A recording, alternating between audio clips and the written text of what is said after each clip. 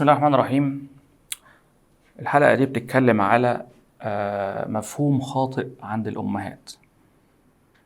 هو طبعا نتيجة لعدم خبرتهم بالموضوع، لأن بيبقى أول تجربة ليهم مع المولود الولد. هي بتتكلم على فكرة الختان عموما أو الطهارة. لازم نبقى فاهمين هي إيه أصلا الطهارة، بنعمل إيه فيها. اللي أنا برسمه ده قدامكم ده العضو بتاع الطفل. كلام جميل. العضو بتاع الطفل المقاسات بتاعته كالآتي. أول حاجة لازم نبقى فاهمين كلام مبسط جدا للأمهات بس. في حاجة اسمها راس العضو، ما بتبقاش شكلها كده، لا خالص، ده فكرة غلط. أمال هي شكلها عامل ازاي؟ شكلها كده. يعني ايه شكلها كده؟ يعني الدنيا في راس العضو نفسها ورا تبقى أطول شوية، قدام أقصر شوية، حاجة اسمها الشكل القمعي. كذلك خلي بالك من النقطة دي، الجلد بتاع الطهارة بيبقى شكله عامل كده، جلد العضو نفسه، وبعدين الجلد اللي بيتشال في الطهارة. حلو كده. وظيفة الجراح بيعمل ايه؟ بيشيل لغاية هنا، فاللي هيتبقى كالآتي، ركزي معايا. اللي هيتبقى الآتي، ادي العضو اهو، ادي الشكل اللي اتفقنا عليه. هنا بيبقى في حلقة حمراء حوالين راس العضو كده، ده طبيعي. وبتلاقي الجلد عامل كده بعد الطهارة. يبقى اللي اتشال ايه؟ هو الجزء ده، مش طبعا الراس، لا الجلد ده يعني. خدوا بقى بالكم من النقط الآتية. رقم 1، الالتصاقات. نمسح بقى الكلام ده. الالتصاقات، ايه الالتصاقات دي؟ من اشهر الحاجات في الطهارة ما بعد الطهارة. رقم 2، اندفان العضو او انغماس العضو. يبقى اندفان او انغماس العضو. خلي بالكم من الاتي، اي ام بتبقى فاكرة ان العضو لازم يبقى ظاهر طول الوقت، ده كلام فارغ.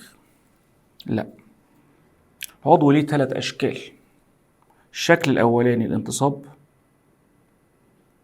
اللي هو عامل كده. الشكل التاني التمدد، اللي هو اقل من الانتصاب شوية، اللي هو عامل كده. والشكل التاني الانكماش، اللي هو عامل كده.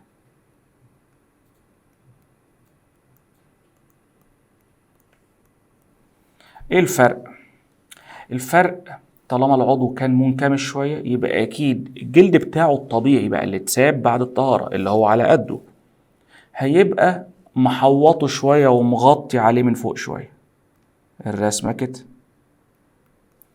ده اكتر وقت للشكل ده. شكل التمدد بيحصل ساعة ايه؟ اما اكشف البامبرز، اما اعمل لمس للحتة دي عشان انضفها، اما هو يعمل تبول.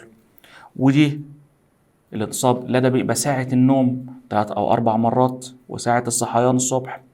وبيبقى القصة اللي بتحصل دي بتحصل لمدة نص ساعة إلى ساعة، دي من أجل الحفاظ على دموية العضو. فمش هتشوفيها خالص دي بالليل. الله، أمال الوضع العام بقى طول النهار إيه؟ هو ده. يبقى ده الوضع العام. فتيجي الأم تقول إيه؟ أنا عملت الطهارة لابني، لكن العضو طول الوقت جوه. ما يبقى جوه، إيه المشكلة يعني؟ ما ده الطبيعي. هو المفروض يبقى طالع طول الوقت، هو المفروض يبقى متمدد طول الوقت. هو ده وظيفة التمدد ساعة التبول بس، وظيفة الانتصاب عشان يحافظ على العضو بس.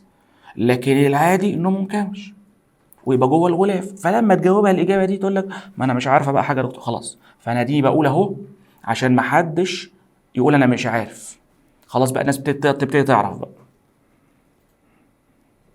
طيب ايه قصة الالتصاقات؟ لا دي قصة مرضية بقى. الجراح اللي عمل الطهارة لو لاحظ اي ميل ان العضو يلتصق تاني بجلد الطهارة الرؤية اللي قبل الراس على طول، يعني المنطقة دي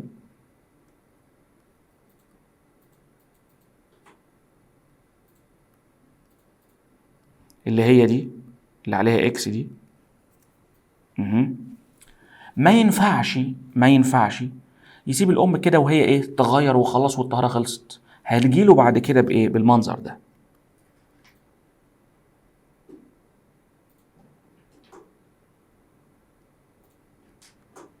ده بقى لازق كده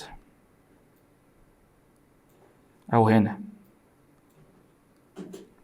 والالتصاقات دي ساعات بتجمد جدا وتلتحم وتبقى جلد، وساعتها تستدعي عملية تحت بنج كلي من أجل فصل الالتصاقات دي، لأنها في العيادة مؤلمة جدا وتنزل دم وتشكل ذاكرة سيئة للطفل. فحتى لو جراح عملها إرضاء للأب والأم عشان ما يعملوش بنج، ده مش صح بالنسبة للطفل.